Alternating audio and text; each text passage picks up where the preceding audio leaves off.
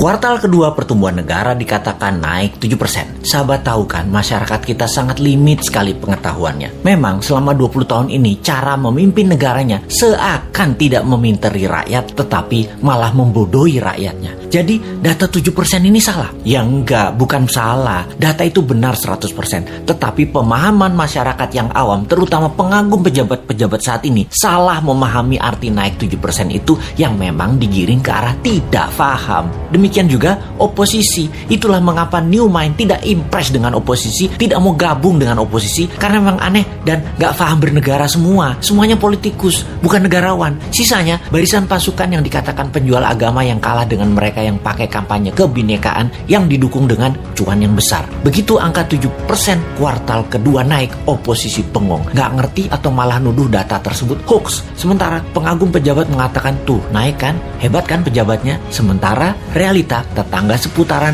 dan orang jauh sebelum PPKM sudah berat ekonominya. Sekarang lebih gak muter lagi, nambah sekarat, butuh oksigen. Kok gak ada yang naik? Begini melihatnya, biar makin paham bahwa New Mind mencoba memberikan pemahaman cara cerdas bernegara. Naik 7% itu year on year. Paham? Nggak peduli. Gini kita ilustrasikan. Tahun lalu minusnya 1,9%. Tahun ini minusnya 1,7%. Naik dari minus 1,9% ke 1,7% itu naik sekian persen. Betul kan? Ya betul, naiknya begitu kira-kira. Bukan dari 1,9 minusnya total lompat plus 7%. Ya bukan begitu. Jadi data tidak salah. Cuman demi populerisme. Kayak artis gitu deh. Nggak boleh terlihat jelek. Jadi diambillah mengemasnya dari sisi positif. Itu tidak salah. Yang salah adalah pemahaman banyak orang yang terus dipolitisasi. Mangkel deh 20 tahun ini gak dewasa-dewasa juga bernegaranya. Lebih mangkel lagi, kenapa setiap masalah pejabat yang ditugaskan dia lagi.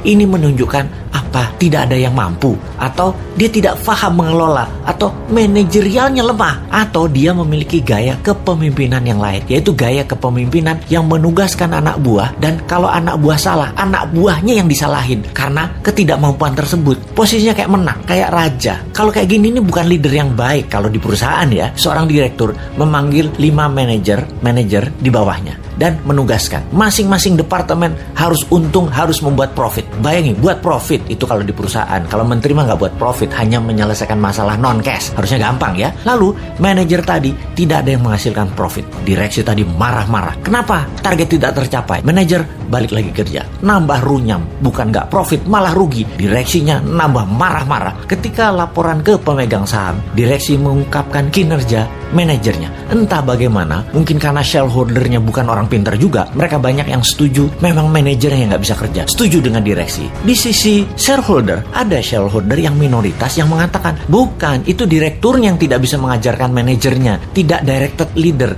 tidak berpengalaman bisnis multinasional, memang dia yang tidak mampu. Malah ribut sesama pemegang saham dan berusaha membeli saham milik minoritas dengan harga murah. Lalu diusahakan yang beli adalah investor asing, dan yang minat adalah investor dari Tiongkok yang memang mitra dagang perusahaan tadi.